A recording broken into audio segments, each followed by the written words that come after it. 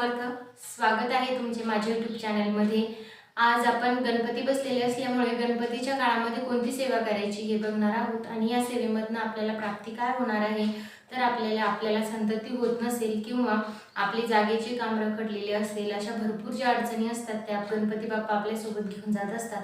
तर आपल्याला आतापासून जर आपण सुरुवात केली तर हा काळ खूप चांगला असतो। आपल्याला ही सेवा 121 दिवस करायची आहे। गणपतीची सेवा आहे ही, त्याने आपले सगळे जे रखडलेले काम आहे, आपले दुःख दारिद्र्य सर्व गणपती बाप्पा आपल्या सोबत घेऊन जाणार आहे। म्हणून आपल्याला ही सेवा करायची आहे। या सेवेसाठी आपल्याला पहिला जो दिवस आहे तो आपण मंगळवारच घेणार आहोत।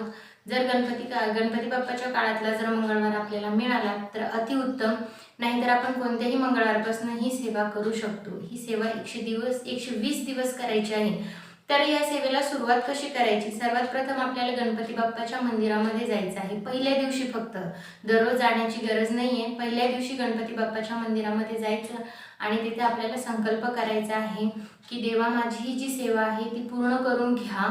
मग असा संकल्प आपल्याला करायचा आहे आणि त्यानंतर तिथून आपल्या पूजेला, आपल्या सेवेला सुरुवात होणार आहे। तर आपल्याला मंगळवारी पहिल्या वेळेस गणपती बाप्पाच्या मंदिरामध्ये घेऊन जाण्यासाठी एक नारळ, विडा, पान, सुपारी, एक डाळिंब, जर डाळिंब नसेल तर आपल्याला दुसरे फळ कोणतेही घेता येणार नाही। आपल्याला डाळिंबच हवं, यासाठी आपल्याला डाळिंब शोधावं लागणार आहे। आणि एक डाळिंब, त्यानंतर खोबरं, गूळ, एक लाल रंगाचे फूल असं आणि एक फूल घेऊन जायचे आहे। फूल कोणतेही चालते, फक्त लाल रंगाचे हवे। आता हे फूल घेऊन गेल्याच्या नंतर आपल्याला पहिल्या दिवशी तिथे गेल्यानंतर संकल्प करायचा आणि मनातली इच्छा सांगायची आणि घरी यायचं आहे।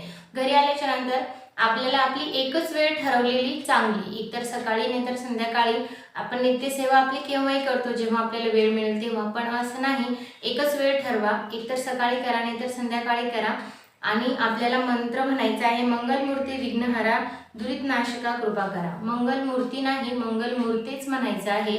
मंगलमूर्ती विघ्नहरा दुरितनाशका कृपा करा हा मंत्र आपल्याला 121 वेळा म्हणायचा आहे आणि तो 120 दिवस ही सेवा आपल्याला करायची आहे। तुम्ही सकाळी करा, संध्याकाळी करा, पण खंड पडू देऊ नका।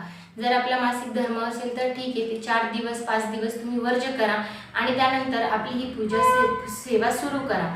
आता हे सर्व केल्याच्या नंतर याचे काही नियम आहेत। आपल्या घरामध्ये आपण मांसाहार करू शकत नाही 21 दिवस, आणि 21 दिवस झाल्याच्या नंतर तुमची सवय असेल तर तुम्ही करू शकता, पण 21 दिवस आपल्याला असं काही नाही की ब्रह्मचर्याचं पालन करायचं आहे। आपण जर आपल्या समजा काही हे झालंच तर आपल्याला सकाळी डोकं धुवायचं आहे आणि परत आपली पूजेला सुरुवात करायची आहे। तर ही सेवा 120 दिवस करा, खूप प्रभावी आहे। खूप जणांनी अनुभव घेतलेला आहे आणि त्यांना प्रचिती सुद्धा आलेली आहे। तर 21 दिवस ही पूजा करा। मी परत एकदा मंत्र सांगते, मंगलमूर्ती विघ्नहरा दुरितनाशका कृपा करा हा मंत्र आपल्याला 121 वेळा 120 दिवस म्हणायचा आहे आणि गणपती बाप्पाची मनोभावे सेवा करायची आहे। आणि गणपती बाप्पाला सांगायचं आहे की आमचे पूर्ण दुःख तुझ्यासोबत घेऊन जा आणि आमच्या घरात सुख समृद्धी नांदू दे। एवढं छोट्याशा माहितीसोबत मी माझा व्हिडिओ संपवते। श्री स्वामी समर्थ।